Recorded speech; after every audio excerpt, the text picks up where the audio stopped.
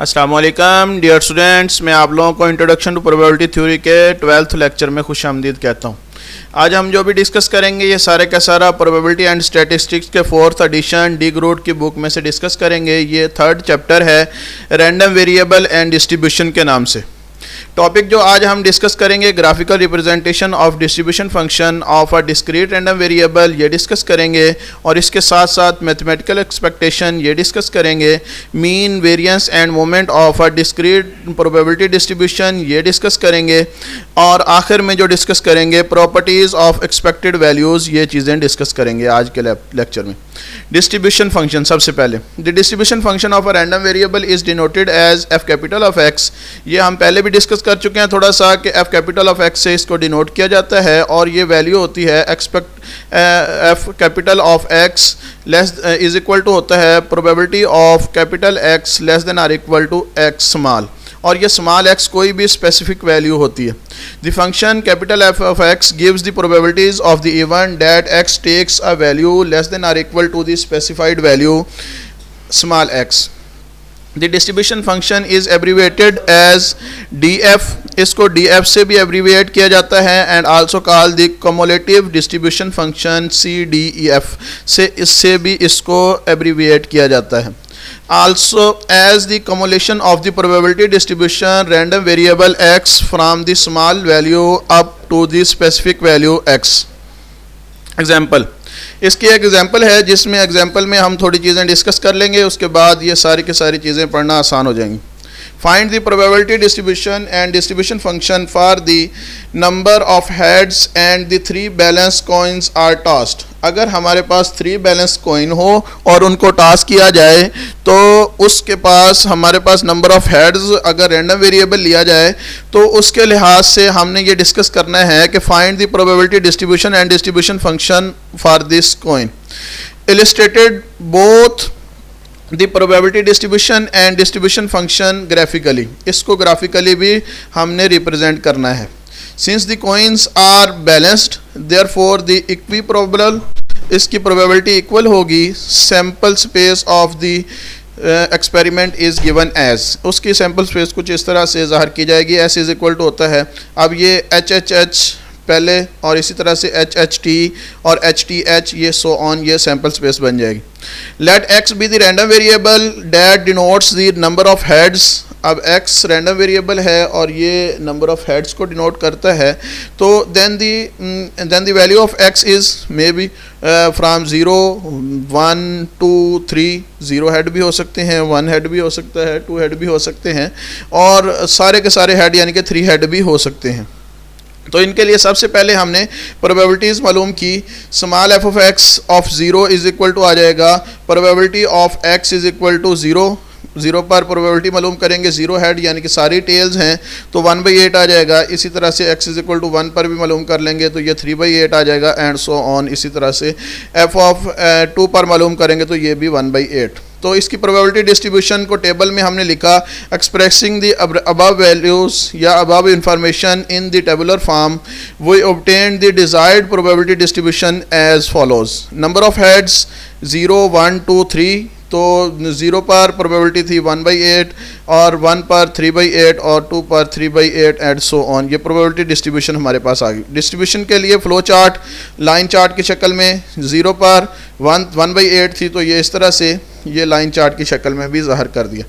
In order to obtain the distribution function of the random variable we compute the cumulative probabilities as follows. हम distribution function मालूम करने के लिए सबसे पहले हम कम्युलेटिव प्रोबेबिलिटीज़ मालूम कर लेते हैं। कम्युलेटिव प्रोबेबिलिटी मतलब जिसकी प्रोबेबिलिटी मालूम कर रहे हैं उससे पीछे वाला सब को सम कर लेंगे। तो जैसे 1/8 0 पर आ गई और 1 पर 0 और 1 की दोनों का सम कर लेंगे, 1/8 प्लस 3/8 ये आ जाएगा।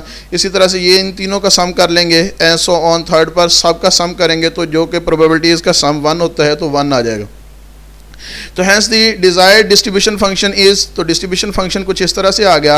F capital of X is equal to 0 है। 0 किस पर होगा, एक्स लेस देन 0 हो तो 0 होगा।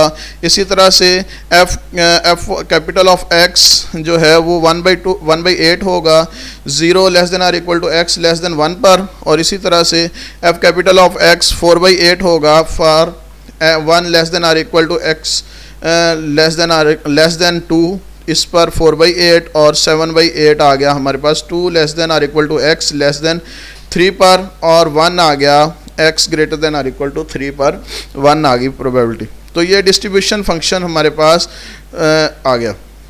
अब इसकी इंटरप्रिटेशन है कुछ, इफ़ हमारे पास x लेस देन 0 हो, 0 से लेस हो, तो हमेशा प्रोबेबिलिटी 0 होगी, यानी कि एक चीज़ है ही नहीं, तो इस पर probability of x less than small x, तो ये 0 होगी। The reason being that the no possible for our random variable x to assume value less than 0, यानी कि पॉसिबल ही नहीं है, रैंडम वेरिएबल जो हमने सिलेक्ट किया है उस पर जब पॉसिबल ही नहीं है तो इसका मतलब है 0 है। The minimum number of heads that we have by tossing the two coins is 0, तो मिनिमम 0 ही हो सकता है, कोई भी ना आए। if 0 less than or equal to x less than 1, तो ये 0 less than or equal to x less than 1 लिया। we know that the not possible for our random variable x and assume any value between 0 and 1। अब हमने इसका मतलब है assume की गई हैं वैल्यू 0 और 1 के दरमियान में। We will have no head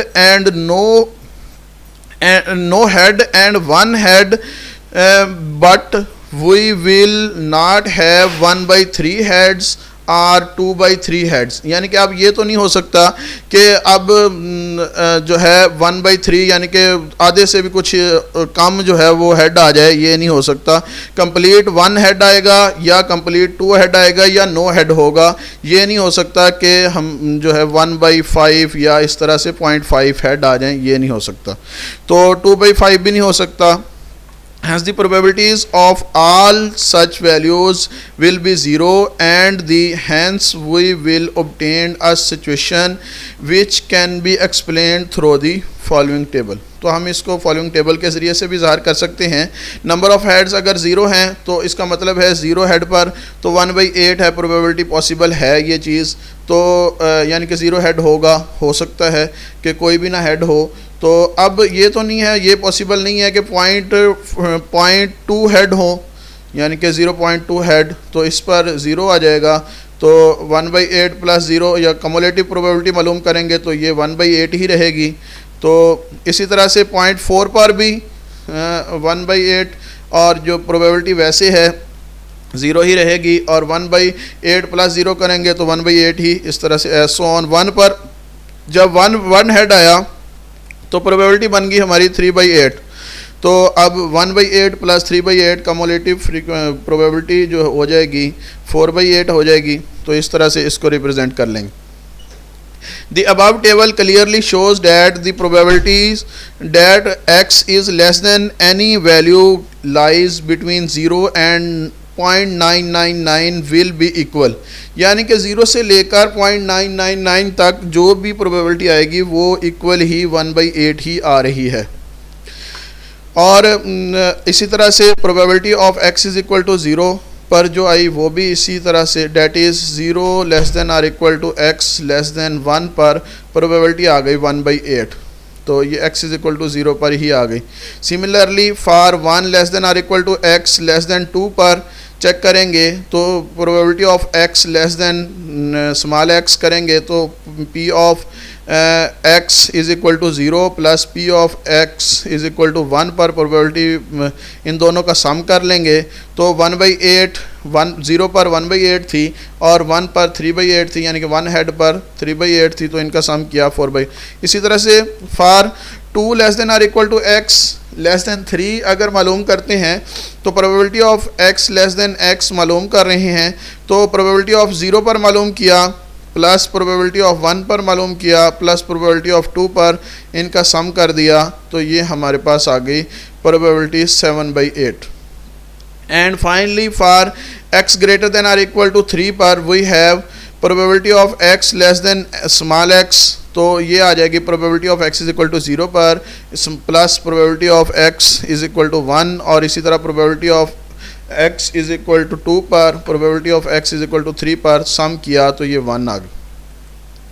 तो इसका टेबल कुछ इस तरह से, graphical distribution of this function, distribution function की जो है वो ग्राफिकल रिप्रेजेंटेशन कुछ इस तरह से आ जाएगी। ज़ीरो पर, अब ज़ीरो पर जो है ज़ीरो या ज़ीरो से लेस, इस तरह से ये हमारे पास ग्राफ आ रहा है, ये जो एरो हेड की शक्ल में दिया गया है। इसी तरह से एक और ज़ीरो पर ये 4/8 आएगी 1 पर, और ये 0 से लेकर 1 तक ये आ जाएगी। इसी तरह से 1 से लेकर 2 पर ये आ जाएगी, और इसी तरह से 2 से 3 और सो ऑन ये कुछ आ जाएगी इस तरह से। तो as the graph represents that the steps by represents by steps, तो अब ये स्टेप्स के ज़रिए से रिप्रेजेंट किया जा रहा है, या स्टेयर केस जो है वो it is known as step function. अब इसको स्टेप फंक्शन कहते हैं, जो कि हमने ये पीछे देखा ये ग्राफ, तो ये एक स्टेप फंक्शन की शक्ल में दिया गया है। It is also known as jump function, इसको जंप फंक्शन भी कहते हैं, as it takes jumps at integral value of x। तो ये इसको कुछ बुक्स में इस तरह से भी रिप्रेजेंट किया गया है इसी ग्राफ को। 2/8 पर ये इस तरह से ये देगा 0 पर, और 0 से 1 के दरमियान ये वैल्यूज़, तो इस तरह से इसको रिप्रेजेंट किया जाता है। In what way that we interpret the above distribution function from real life point of view, क्या हम इसको real life point of view से रिप्रेजेंट कर सकते हैं या नहीं कर सकते। If we toss 3 balanced coin, the probability that we obtained at the most of the head is 4/8, the probability that we obtain the most 2 head, अगर सिर्फ 1 head हो तो 4/8 है, और अगर 2 heads हो तो is 7/8 and so on, जो हमने पहले से मालूम कर लिया है।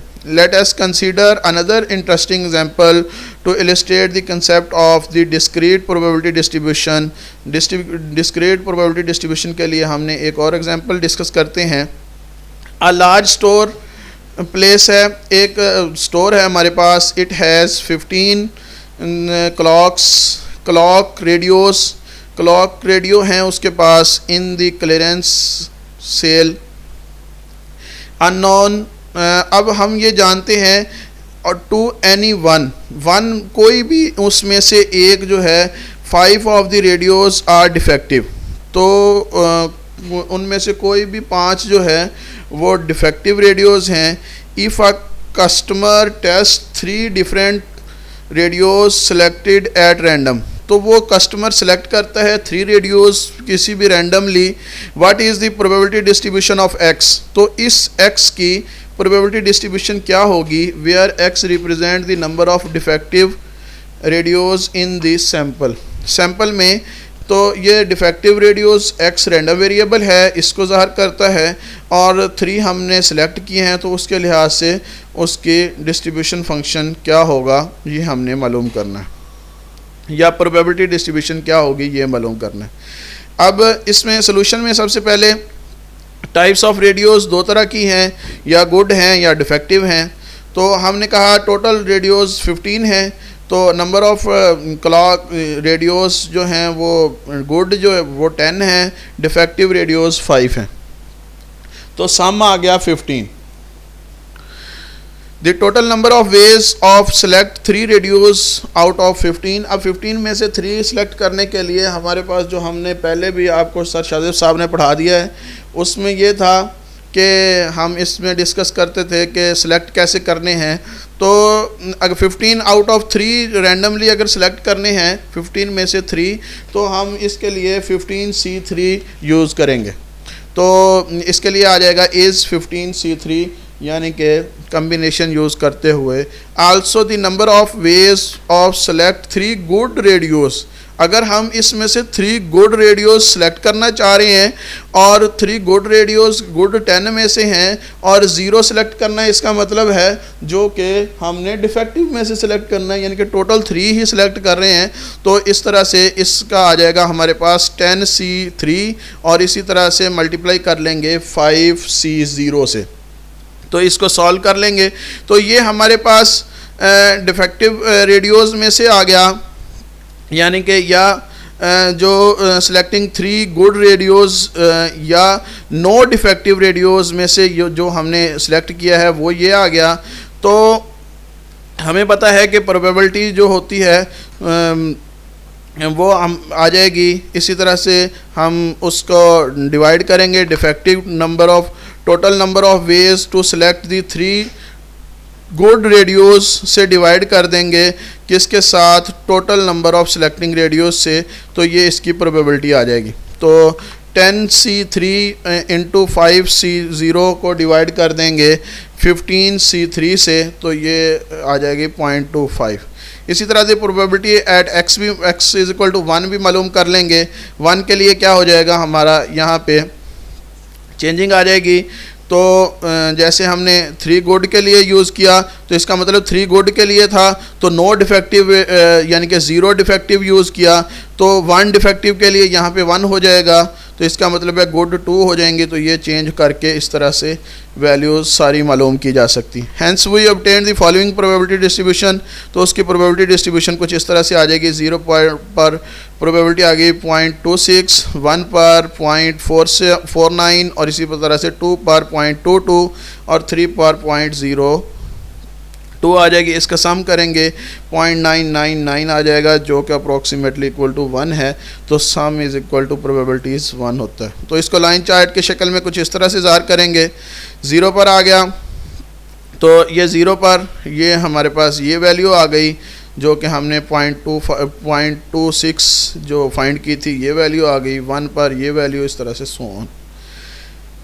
As indicated by the above diagram it is not necessary for probability distribution to symmetric, तो ज़रूरी नहीं है कि ये सिमेट्रिक हो, कैन आल्सो भी पॉजिटिवली और नेगेटिवली स्क्यूड भी हो सकती है।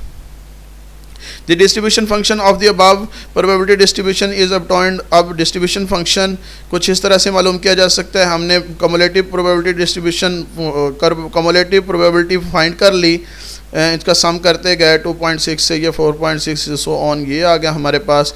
तो इसको मालूम करने के बाद इसके हर वैल्यू सम करेंगे, सम करने के बाद तो ये आ गया।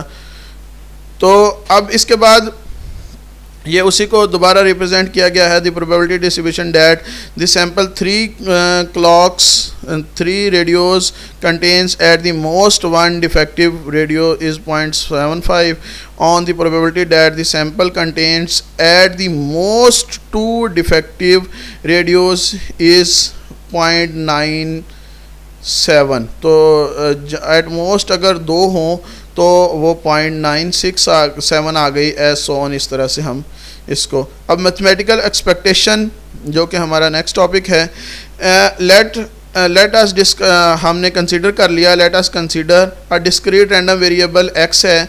The possible value is x1 x2 x3 so on. The possible values जो हमने ले ली वो x1 x2 x so on xn है हमारे पास, with the corresponding probabilities f of x1 f of x2। अब जब हम सम करेंगे तो प्रोबेबिलिटीज़ का सम हमेशा 1 होता है, तो ये सम 1 हो जाएगा। तो इसका एक्सपेक्टेशन वैल्यू कुछ इस तरह से मालूम की जा सकती है। Expectation of x is equal to होता है x1 f of x1 plus x2 f of x2 plus so on xn f of xn। तो इसको सम की शक्ल में इस तरह से लिखा जा सकता है। Is called the mean of the x का मीन भी कहलाता है। It is denoted by letter mu, तो इसको म्यू से भी बाज़ औक़ात रिप्रेजेंट किया जाता है। द एक्सप्रेशन अगर हमारे पास वेटेड हो, वेटेड मीन मालूम करने के लिए expected value of x is equal to होता है summation i is equal to 1 to n xi f of xi। तो इस तरह से हम इसको मालूम कर लेंगे। In case of the value equally likely, अगर इक्वली लाइकली हो वैल्यूज सारी के सारों के प्रोबेबिलिटी सेम हो तो उसके लिए 1/n और समीशन xi, तो इस तरह से उसको मालूम किया जा सकता है एक्सपेक्टेड वैल्यू को। It should be noted that, ये एक चीज़ नोट कर लें, expected value of x is the average value of the random variable x। Random variable x की जो है वो एवरेज वैल्यू है over the large very large number of trials, large number of trials के लिए। Let us now consider an interesting example, ये हम लोग देख लेंगे। तो ये एक छोटी सी और एग्जांपल दी गई है। एक सेलमैन है जो अर्न करता है $30 पर डे, तो इसी तरह से लॉस होता है उसको $6। What is the expectation if the probability of the rain is 0.3। अगर रेन हो जाती है तो उसको लॉस $6 होता है। तो अगर 0.3 जो है वो probability of the rain is 0.3 मालूम करेंगे। तो इसके लिए ये आसान सा वे है, हम इसको मालूम किए जा सकते हैं। रेन आ जाएगी, अगर हमारे पास अमाउंट ऑफ रेन है 30, तो इस तरह से -6 नो रेन। तो ये इसके लिए मालूम किया, सम किया, सिंप्लीफाई किया। तो इसके लिए हम मालूम करने के लिए एक्सपेक्टेड वैल्यू को x p ऑफ x कर लेते हैं, इसको प्रोडक्ट किया, इसको एक्सपेक्टेड वैल्यू 4.8 पर डॉलर पर बन जाएगी हमारे पास। Expected value of the function is the random variable. तो अब expectation of a function of a random variable हम मालूम कर सकते हैं। अगर h ऑफ x कोई भी फंक्शन हो ऑफ रैंडम वेरिएबल x का, तो h of x is also random variable, वो भी रैंडम वेरिएबल ही होगा। Also has an expected value, तो इसका मतलब है इसकी भी एक्सपेक्टेड वैल्यू होगी, तो वो मालूम कर सकते हैं। तो expected value of h of x is equal to आ जाएगा h of x f of x1 so on, multiply कर देंगे, सिंप्लीफाई कर लेंगे। तो इस तरह से in particular way if h of x is equal to x square हो, तो x स्क्वायर के लिए x square f of x ये मालूम कर लेंगे।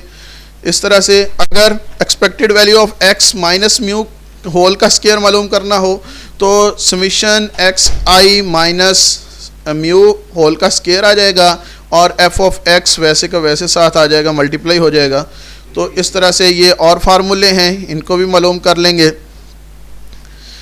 ये आप लोगों के ज़िम्मे हैं, ये आपने पहले ये चीज़ें पढ़ी हुई हैं जो कि सर शादिब साहब ने आप लोगों को पढ़ा दी थी, मोमेंट्स और ये स्क्यूनेस और इसी तरह से ये प्रॉपर्टीज़ ऑफ मैथमेटिकल एक्सपेक्टेशन ये भी मालूम कर लेंगे। Properties of the mathematical expectation कुछ इस तरह से होती है कि अगर कांस्टेंट हो तो उस पर एक्सपेक्टेड वैल्यू हमेशा c ही आती है, तो कांस्टेंट पर कांस्टेंट ही रहती है। तो ये भी है, ये मालूम कर लेंगे। और इसी तरह से एक और इसकी जो प्रॉपर्टी है कि अगर expected value of ax plus b मालूम करें तो वो बराबर होती है a expected value of x plus b के बराबर। तो इसको हम एक एग्जांपल के ज़रिए से भी वेरीफाई कर लेंगे। सबसे पहले इसकी एक्सपेक्टेड वैल्यू मालूम करेंगे जो कि 0.5 है। एक्सपेक्टेड वैल्यू इस तरह से मालूम कर लेंगे, सम करने के बाद x summation x p of x divided by जो है वो हम 8 डिवाइडेड बाई 8 यानी कि 12 डिवाइडेड बाई 8 ये सम कर देंगे, तो ये हमारे आ जाएगा expected value of x is equal to 0.5 आ गई। इसका प्रोबेबिलिटीज़ का सम कर लेंगे। तो इसी तरह से 2x प्लस 3 इसको सिंप्लीफाई किया तो ये इसकी एक्सपेक्टेड वैल्यू 6 थी। 2x plus 3 expected value of 2x plus 3 is equal to 6 थी, तो इसको हम लिख सकते हैं 2 इंटू 1.5 प्लस 3। तो इस तरह से ये एक्सपेक्टेड वैल्यू, ये इसका फार्मूला आ गया। आज तक के लिए इतना ही। अल्लाह हाफिज़।